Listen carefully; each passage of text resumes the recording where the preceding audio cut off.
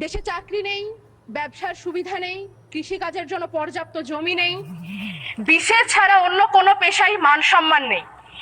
মাননীয় speaker, police হেডকোয়ার্টারের তথ্য অনুযায়ী বাংলাদেশে গড়ে প্রতি বছর আত্মহত্যার হার 11,000-এর অধিক, যার মধ্যে প্রায় 65%ই তরুণ তরুণী।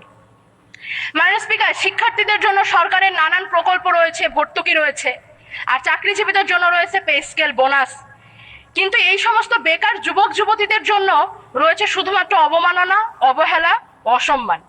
এমনকি যে বাজেটকে বলা হচ্ছে স্বপ্ন দেখার বাজেট, যেই বাজেটের দর্শন নাকি সবার আগে বাংলাদেশ, এই বাজেটেও এই অবহেলিত গোষ্ঠীর জন্য নেই কোনো সুস্পষ্ট রূপরেখা।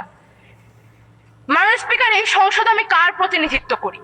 এই সংসদে আমি সেই সমস্ত তরুণদের প্রতিনিধিত্ব করি যারা স্বপ্নবাজ, যারা বুকে দেশপ্রেম, হাতে সার্টিফিকেটের গোছা আর কাঁধে পরিবারের বোঝা নিয়ে দেশ নিয়ে চিন্তা